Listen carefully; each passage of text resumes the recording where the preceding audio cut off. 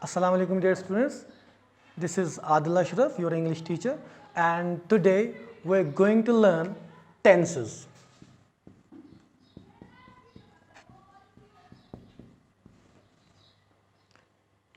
Before we learn anything, I have been telling this for a very long time since I've started teaching.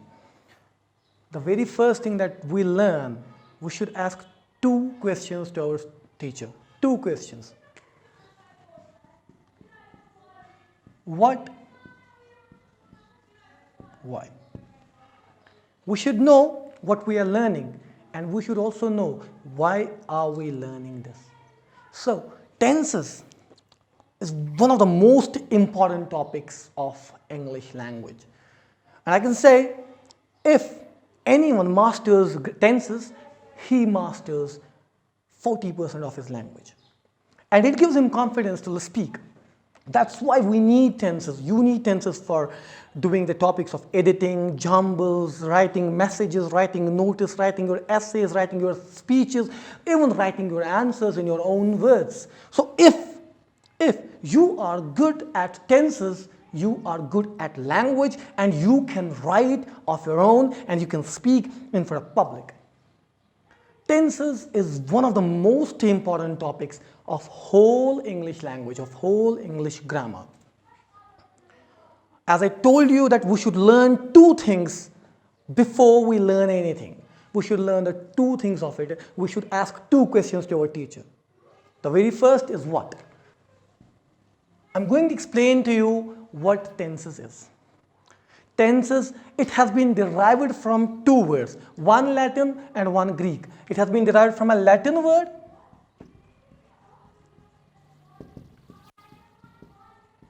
tempus, and a Greek word,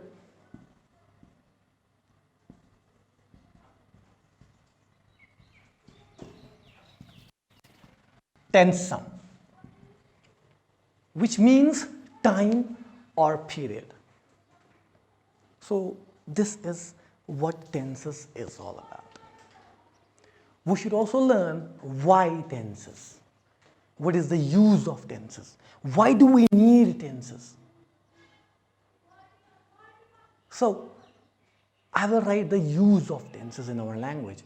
Tense, it's used to express the relationship between the time and the verb, or we can say the relationship between the form of the verb and the time of the action or state it describes. There are three tenses. There are three tenses. The very first is present tense. The second one is past tense. And the third one is future tense. As I told you, the use of tense in our language is to express or to describe the relationship between the time of the action and the verb. Example, I am teaching you, or I was teaching you, or I shall teach you. The action is same. In all the three sentences, the action is teach. I am teaching you. I was teaching you. I shall teach you. In these three sentences, I am using the same verb, that is teach. Means the action is same of teaching, but time is different. In the very first sentence, the time is present. In the second, the time is past. And in the third, the time is future. And this is the relationship that only tenses show in language. If you are not good at tenses, your language will not be presentable. You will be able to speak. You will be able to speak. You will be able to communicate with people. Your message will be communicated to people. Like if I were to say, I drink tea. I drink tea. I drink tea. There are people like who speak English, but their grammar is worst. They speak mostly in present indefinite. And their message is communicated, their message is understood by their listeners because of their expressions. But they are not good speakers. Why? Because their grammar is not good. Their tenses are not better. So tenses, present tense, past tense, future tense, you should have good hold on it. Only then you can become good speakers of English language. And this is not only where you can understand the tense of a very particular language. It has further dimensions. I would say there are each tense, no? Each tense.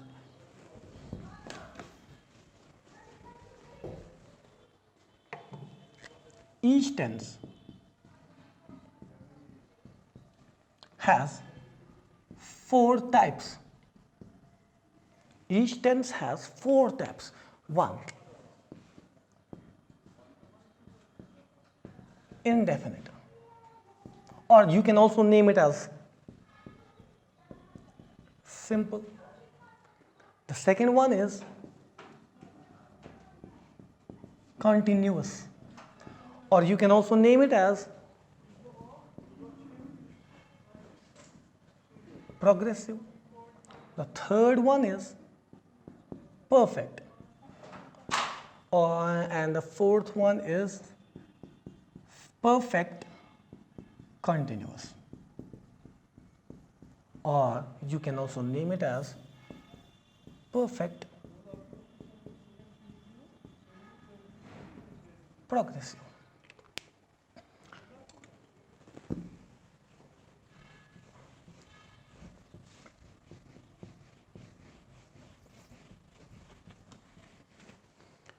It means when we learn tenses, we need to learn 12 dimensions of it.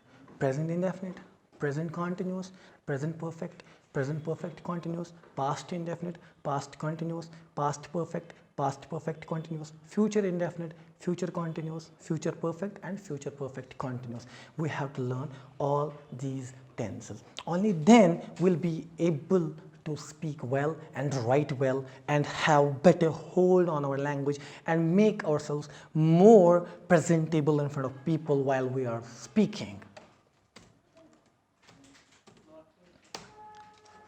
Look, whenever you learn tenses, you need to know certain aspects of it. Now, if you don't know, like for example, it's all based on formulas, it's all based on structures. And if you do not know the values of formulas, let's consider algebraic expressions. Well, we are learning that we have got a plus b ka whole square, and if we don't know the value of a and if we don't know the value of b, we cannot solve it. At the same time, if you don't know the values of the structures, the values of the formulas that are given for tenses, then you won't be able to decode that structure and you won't be able to frame a sentence. So you need to know the values of formulas, and for that you also need to know parts of sentence, you also need to know auxiliary verbs, and you also need to know verbs.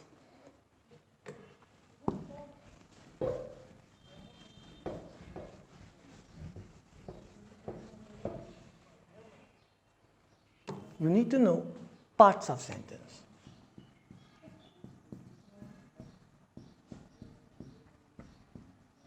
And there are 2 parts of sentence.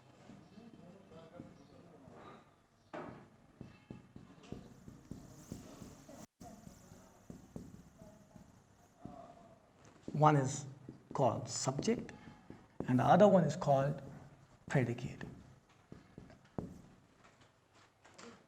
Subject, for example, I will write an example here. I wrote an application. Subject is the one who performs an action.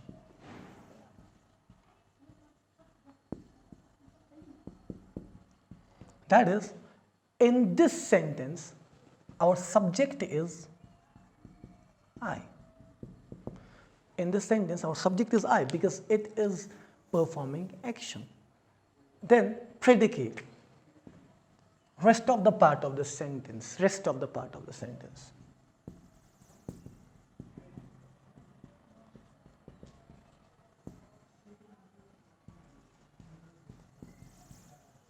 Is predicate. That is, we can say verb plus object. Verb plus object, they make predicate. Here, our verb is wrote and it is in the past form, and that's why I told you that we need to learn verbs as well. Then, application is object in the sentence.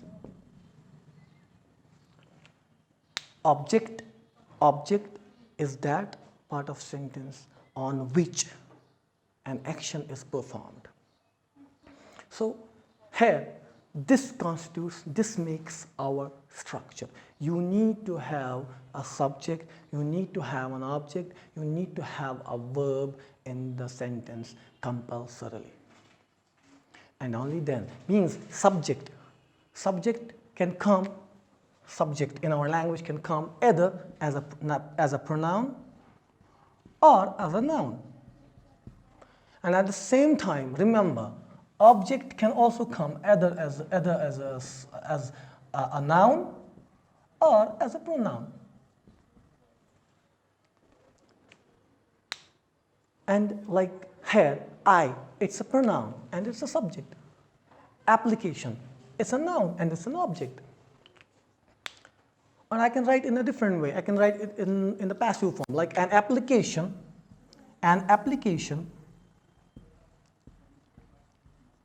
was written by me. Application here is subject and me is an object. I, we, you, pronouns like I, we, you, they, he, she, it. These are pronouns. These pronouns are called subjective personal pronouns. These pronouns, I, we, you, they, he, she, it. These pronouns are called subjective personal pronouns. And me, us, him, her, it, you, them. These are called objective personal pronouns. Why? Because they are used as objects.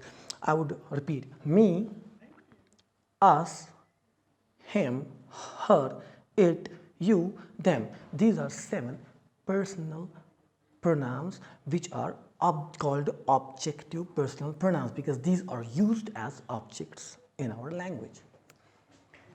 And then verb. Verb can come in 4 forms to us. In 4 forms in our language.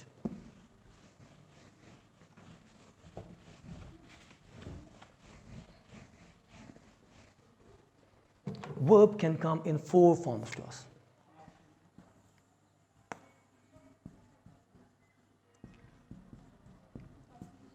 First form, second, third form, and fourth form. You call it present form of verb, past form, past participle,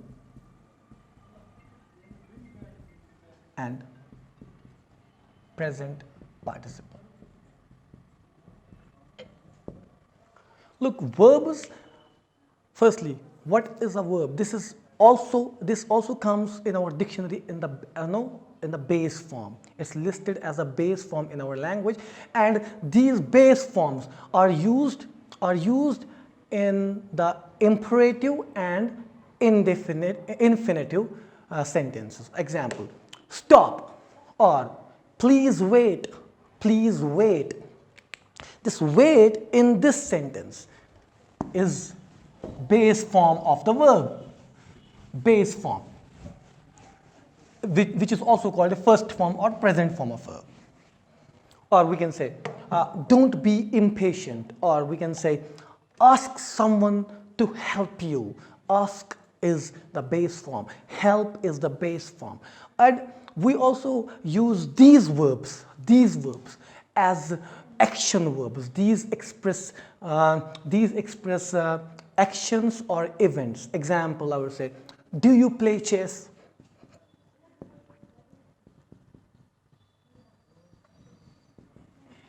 Or there are different examples like, I'll open a window, somebody has taken my book, the crowd is cheering.